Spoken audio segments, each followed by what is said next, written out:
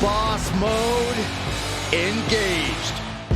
Ever since its successful 2022 reinvention, 2K's popular WWE series has continually made a host of smart improvements in an attempt to not only build upon its winning formula, but to also justify its annual releases. WWE 2K25 certainly promises a new batch of iterations, including a brand new online interactive world called The Island, a revamp of its story, general manager and universe mode, a new hardcore match type called Bloodline Rules, and several more. However, I can't say if all these new additions will elevate 2K25 above its predecessor because, unfortunately, I didn't get to sample any of them at the recent preview event.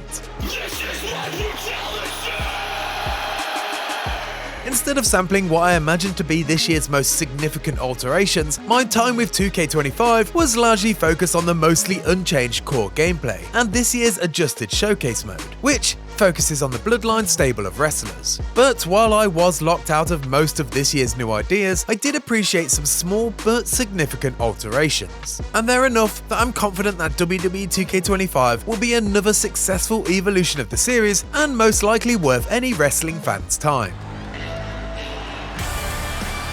A superstar with every ingredient to be a megastar. Yeah.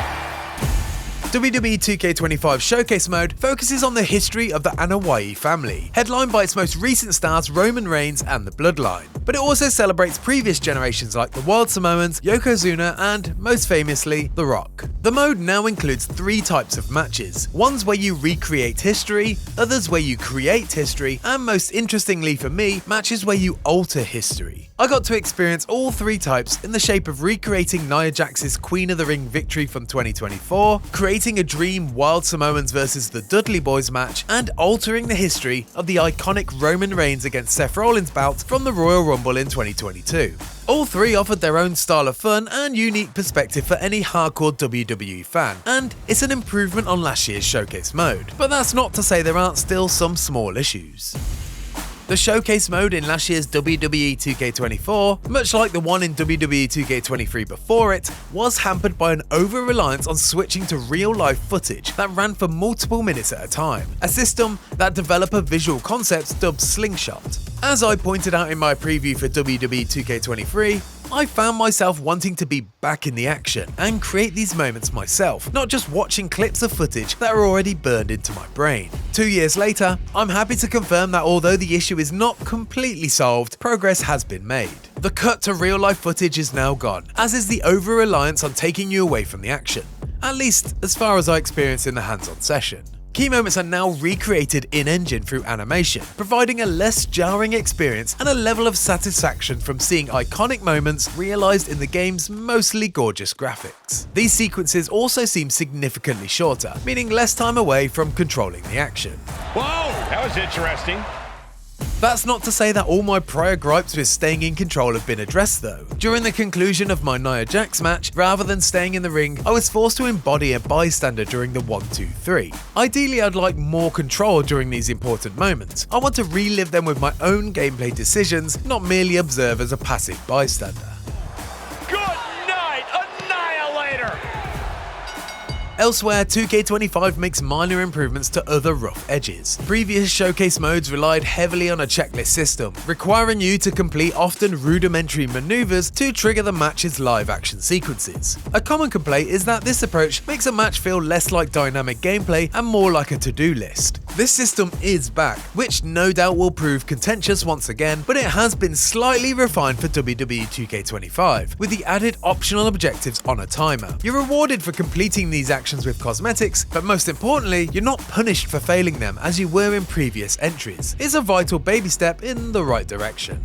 The standout addition to Showcase Mode, though, is without doubt the aforementioned ability to change the conclusion of certain historic matches. Where Roman Reigns once lost by disqualification to Seth Rollins, you can now experience how things could have played out should Roman have altered his temperament in the final moments. It's a fresh experience for hardcore fans of WWE, and I'm very excited to see what happens in the other unannounced change matches. And Reigns breaks the hold here. Roman breaks the hold and this match continues.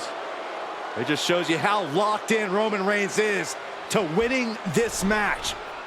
While there are notable changes in modes and match types, the core gameplay essence of WWE 2K25 is basically the same as before, with some minor tweaks. But that's not necessarily a bad thing. I was already happy with the grappling action in 2K24, so I largely believe that it's a smart decision to stick with the proven, successful formula. There are, however, a few interesting additions and returns. WWE 2K25 sees the long-requested revival of chain wrestling, a gameplay sequence that was sacrificed with WWE 2K22's huge engine revamp.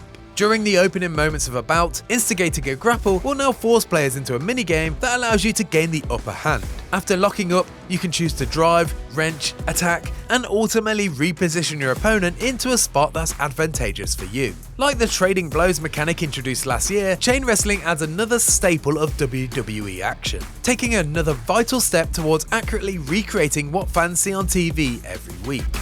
Also making a return is a submission system, a minigame in which you must either avoid or match your opponent's colour block on a wheel. While it has an overwhelming UI presentation, it quickly becomes second nature, and I'm glad to see it return. But if you're less excited by its reappearance, it can fortunately be disabled in the options. The same goes for chain wrestling and other quick time event moments. They're all optional. Trying to fight it.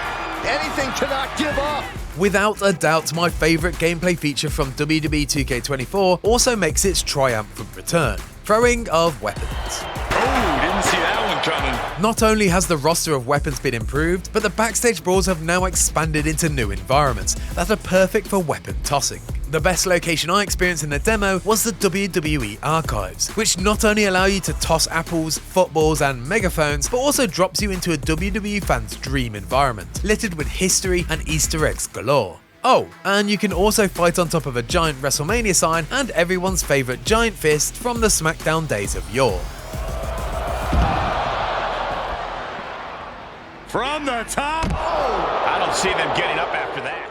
As to be expected, much like in real life, the ring area is now covered in Prime sponsorship. Say what you will about that, but it does allow you to use the Prime Hydration Station's giant bottle as a weapon.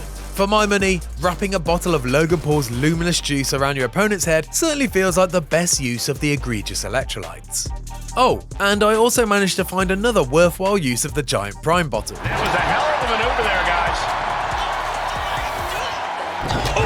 Jay looking a little less than main event after that one. Yeah, Jay delivering the pain. Perhaps the most notable gameplay alteration this year, though, is the long overdue intergender gameplay. For the first time in a 2K WWE game, you're able to pit the men against the women in a match of your choosing. This, along with the largest roster ever, with 300 plus wrestlers to choose from, finally opens the door to a whole host of matchups that previously weren't available. Lastly, although the demo build featured a limited amount of new updates to explore, I did get some hands-on time with the brand new match type called Underground. It's a ropeless variation of an exhibition match that puts you in a Fight Club-like setting with lumberjacks around the ring. This is something that's completely brand new for the series and something I can share more about later this week as part of our exclusive IGN First content. The following is an underground match. WWE 2K25 continues the recent tradition of the series, layering new features on top of existing and robust fundamentals. Nothing right now feels particularly revolutionary, as the formula feels largely consistent with last year's offering, just with some small but smart tweaks. Time will tell if the advertised big sweeping changes and new modes that I didn't get to see will truly make this edition stand out from its peers. But from my brief experience, it's hard to say that this is anything but a very incremental step for an already well-realized series.